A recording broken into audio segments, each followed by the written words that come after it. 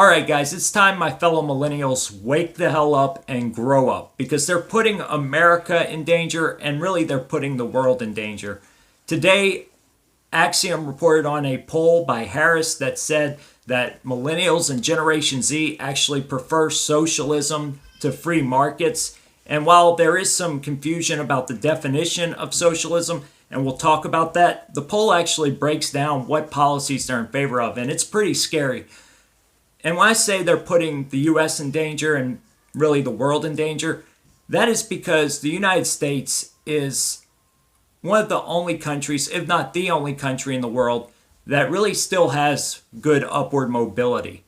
And on top of that, we are the freest country in the world. I know people will say, no, we're not. We're losing more freedoms year by year. And that's true, we are. But we're still the only country that has gun rights, freedom of speech, real freedom of association, real freedom of the press. And we're the only country where you have the kind of upward mobility that we have here. A person like myself who was broke and destitute several years back after recovering from a drug addiction, I can build my way up into the upper middle class fairly easy. And I know it's getting harder to do that too, and that's why I'm running for president, but it is still the only country where you have those kinds of opportunities. The article is from Axios and says, exclusive poll, young Americans are embracing socialism. It says Generation Z has a more positive view of the word socialism than previous generations, and along with millennials are more likely to adopt socialist policies.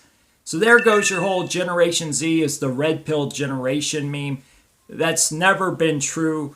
Certain groups in Generation Z are more conservative than prior generations, but that's not saying much because the younger generations are always much more liberal leaning. On top of that, we've gone off a demographic cliff, so the groups that are more conservative are becoming a minority very quickly.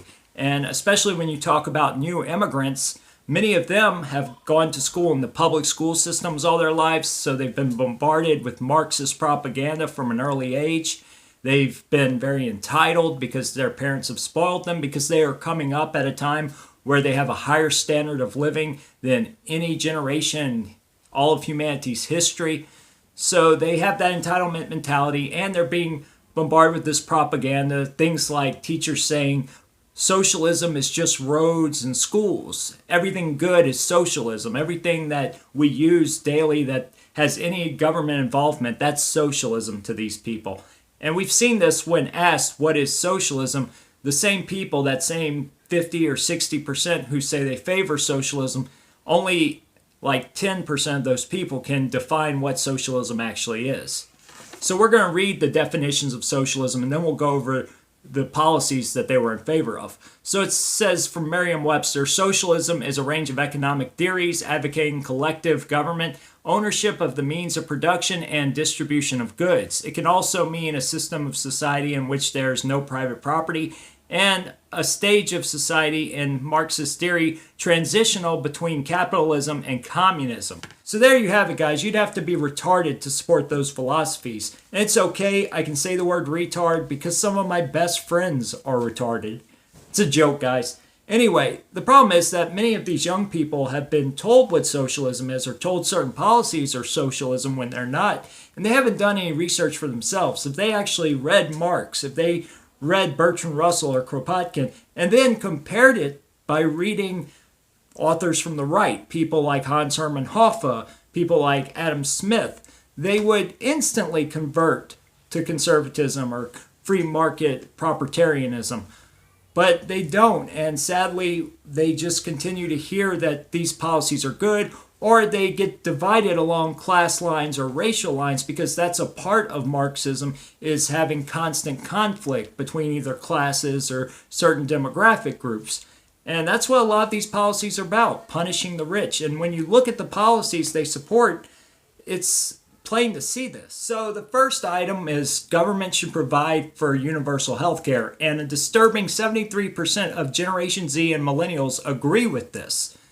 Now, I've said before that I am not against socialized medicine. In fact, as a Democratic presidential candidate in 2020, in my campaign videos, I've said that if states want socialized medicine, they can implement it. Because even though I'm running as a Democrat to troll the left, I actually believe in states' rights and traditional republicanism. And I think that states competing with each other is how we breed success and innovation. Competition is a good thing. And so if states want to have socialized medicine and their citizens prioritize that and people want to move to those states because they prefer to have more health care or free health care but more taxes, then they can do that. The problem here is that they want to implement these things on a federal level and it's completely unaffordable. And even the states that have tried it have failed, like California, who voted for socialized medicine and then estimated that it would cost them $400 billion a year, which would triple their annual budget. So it is a pipe dream here in the United States. And part of that's because we have such high standards of care here. We have access to so many innovations, so many medications that are not on the formularies of socialist countries. It's really a higher standard of care, but it is also a very expensive thing to do when you have a government that's so wasteful and corrupt. Now, government should provide tuition-free college. There you have 67% of Generation Z and millennials favoring that. Now, let me ask you guys, do you think that a socialist government is going to pay for everybody to go to school for a liberal arts degree? No. Do you think they're going to pay for these beautiful, expensive college campuses that we have right now? Of course not. The government's already funding education in the way of giving grants to all of these state universities and even private universities. But if they started paying for people's tuition, they would demand rationing, cutbacks, and really they would demand that people get educated in the jobs that would suit our economy. They would not need a lot of people with women's studies degrees. Otherwise, an educated populace is a good thing, but once again, I would say kick that back to the states and the local level and let them decide whether they want to have free college tuition at their state universities. Again, another thing California did back in the 1960s when they had a more high trust population and they were able to do those kinds of things, but also the universities were more limited in what they were teaching and the facilities they had. So it's a trade-off. Okay, so this one's crazy.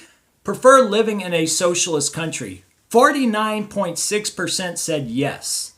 Now, think about this. Most of these kids probably have never left mom's basement, let alone traveled to a socialist country.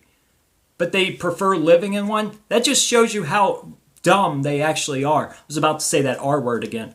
But it's okay. Some of my friends are retarded, so I can say that. Anyway, I do support one socialist policy. As somebody who's lived in a socialist country, we send all these people to those socialist countries for free. Free flights. That'll be our one socialist program. They stay there for 3 months, and by the time they come back, they'll be hardcore anarcho-capitalists. Next, you have support abolishing ICE. You got 43% support that, which is really ridiculous. You know, the Democrats, they lie so much about what they believe. I always hear Democrats when I'm debating, they say, oh, I don't favor open borders, and no other Democrats favor open borders. But when you talk about abolishing ICE, when you ask Democrats what their policies are for immigration, they all say amnesty. That's like putting a 10,000-foot tall neon sign on the border saying, come on in and enjoy the welfare state, because that is open borders. But that's how they get you, right? They say, oh, well, nobody ever actually said, I'm for open borders. So then they say, got you, and then try to call you a liar if you say Democrats are for open borders. But they are. I shouldn't talk bad about my fellow Democrats since I'm running for president as a Democrat, but that's the way they think. High earnings are the result of free enterprise. 67.1% agree with this, which is really telling because as I've talked before in my presidential campaign videos, when I talk about the flat tax, I've said before that it's not so much that Democrats care about the poor or the middle class, they just want to punish the rich. Because when I've talked about the flat tax, I've said we can exempt the poor, we can tax more from the rich because there won't be loopholes, but they still don't care because they want to put a gradual income tax on the rich so they feel punished. And that's the same thing with this. They understand that capitalism means that people are wealthier and do better overall, but they don't care. They agree with that, but they still want socialism, which makes no sense at all because their parents that have spoiled them all their lives got to spoil them because they were in this capitalist system. And now they want to rebel, I guess, or they hate themselves because they become lazy, lethargic beta males. Next, you have government should allow private insurance, and you have 78.9% agreeing with this. But if you had a true socialist system for healthcare, the government or the private insurance would not be allowed by the government. All right, so that's it for the policy questions. But then it went on to list the top 3 priorities in policy by each generation, and the results are both scary and hilarious. So we'll start with the millennials, who said that their top 3 policies are climate change, mass shootings, and access to healthcare. Now, as far as access to healthcare, they have better access to healthcare than any generation before them. There's a Minute Clinic and a Walgreens on every corner. The Minute Clinic's only like, what, $50? The problem they have is they want somebody to pay for it. Now, as far as global warming goes, I understand why they prioritize this. They've been bombarded with propaganda their entire lives saying that the world's about to end. I remember back when I was in elementary school, they were saying Florida would be underwater in 10 years. That was 15 or 20 years ago. Now, about 20 years ago now, more than that even. And now, Florida was still there 20 years ago, and Florida's still here now. But if they actually got their way with the global warming stuff, if they elected one of these global warming cult members and they started to implement their authoritarian agenda, they would immediately be rioting in the streets. And if you don't believe me, look what happened in Australia when they did several years back. Look what's happening right now in France with the Yellow Vest movement. They started putting in these policies and the cost of living went up, taxes started to go up, their travel started to get limited, and they started putting on yellow vests and tearing stuff up. As far as mass shootings go, being afraid of a mass shooting is like me being afraid of dying from a bee sting, okay?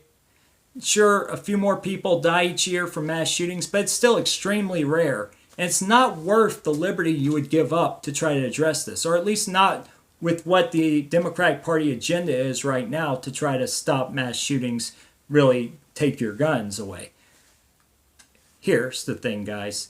Terrorism is scary, right? Everybody's like, oh my God, another 9/11 could happen. Let's just give up all our liberties to the federal government. Well, guess what? The TSA, who gropes us, who spies on us, who's put us through these toxic x-rays, they have a 90% failure rate. The NSA, who spy on us, still don't catch any terrorists. They might catch a few, but we're no better off, really. It's not worth the liberty we've given up. I'd rather be a little less secure and a little more free. Now, speaking of free, you will be less free with Generation Z.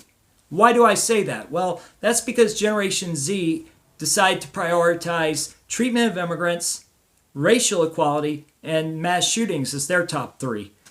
And why do I say we'll be less free with those policies? Well, I'll skip mass shootings. We already talked about it. But when you talk about racial equality, what they're really talking about is equity, because we already have equal opportunity here in the United States. And they might say, well, there's institutional racism.